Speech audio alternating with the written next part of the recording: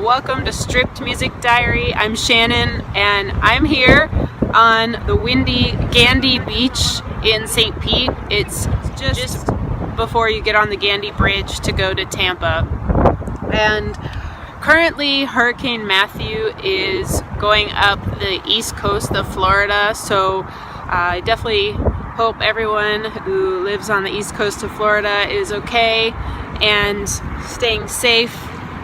But as you can see behind me, that's all that we've really had here today, and a little bit of rain as well, so mostly just this windy weather. I wanted to initially make a video about this album, Mock Orange's Put the Kid on the Sleepy Horse, and I initially was going to review it. However, I changed my mind, which is something I often do. And since this is a music diary more so than just a review channel, I thought it would be more interesting to talk about the band and basically about emo revival, a topic I've broached before, but I think this band is a good example. They're not a revival band, so to speak. This band is a band that just never went away. And with all of these reunion tours and bands reuniting and putting out reunion records, it's definitely a phenomenon right now as far as people nostalgic for emo and thus making it popular again. Bands like Knapsack are touring and playing the fest, and Jimmy Eat World is putting out new music, so it's definitely a good time to be an indie pop emo band.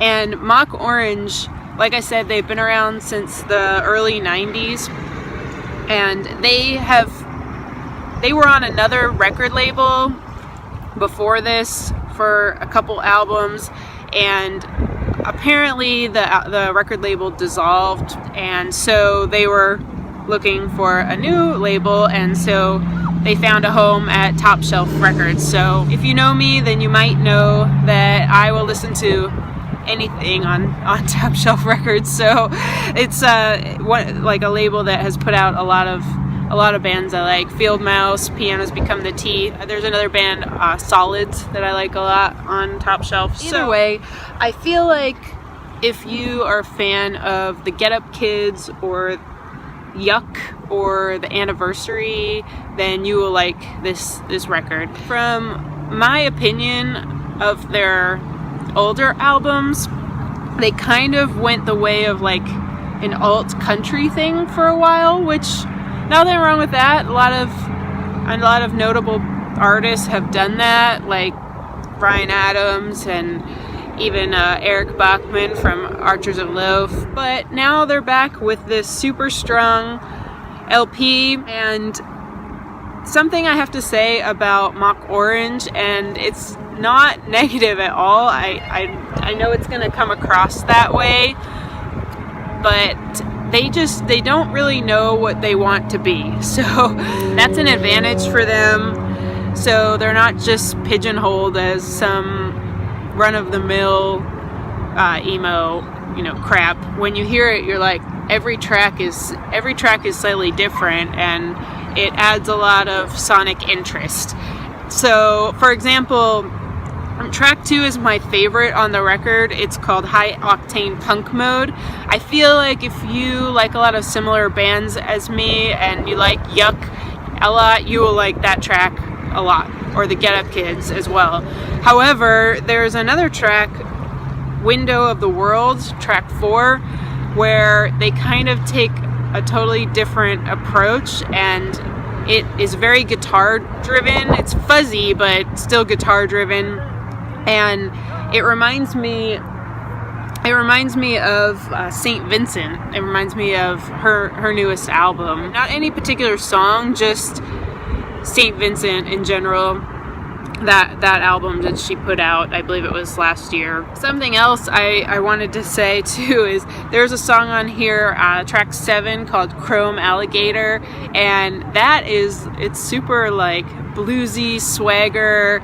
It's really cool. So I just wanted to say that I'm a really big fan of Mock Orange's new record, and I totally support emo revival that's happening. And some of the bands off the top of my head that are putting out new music that have been around for a while are The Anniversary, like I said, Knapsack, I think Glassjaw's touring, At the Drive-In, brand new. Those are just a couple. So it's a really cool time. I like the whole nostalgia thing. I like the whole 90s nostalgia. I like all this emo revival. I like, even though I'm not really a fan of theirs, I really liked that people were just so excited when they thought that My Chemical Romance was gonna be touring and getting back together and stuff, but it apparently just ended up being that they were doing a 10-year anniversary edition of the Black Parade. But I liked all that excitement and all the hype behind it. Like people still cared, so they cared enough to make memes. So that's really cool. And I just wanted to reiterate, there are bands out there who never went away. They still and continue to make music, and we should be equally as excited about them as we are about, a Braid reunion or something like that, or Taking Back Sunday doing a small clubs tour, things like that. So now the sun is coming out like big time over here. The weather just doesn't know what it wants to do here. So I just feel like it's really, really important to dig up underground music to listen to, and this is a really good example of that. So those are just some thoughts on emo revival. If you can't make it to the fest, then check out some tour dates for some of those old emo bands. They may have gotten back together. I'm still forever waiting for a Jawbreaker or Jets to Brazil reunion, which I don't think is gonna happen, but I can still hope and dream. So anyway, I got some new subscribers recently, like 5 more, so I just wanted to say how much that means, and I really appreciate all the subscribers. I know I say it in every video, but the subscribers matter a lot for the channel, and I have a lot of fun making these videos. So if you like the video, then you could hit subscribe. It would mean a lot. And if you could like the video or share it, or follow us on Instagram, I'll put the Instagram name below, and leave us a comment, and come and see us on the 22nd in St. Pete at the Zine Fest that's going on Central Avenue. It's 11 to 6, and we'll have the St. Pete pins, and we'll have the zine that we put out, the Show Us Your Band Tattoo zine.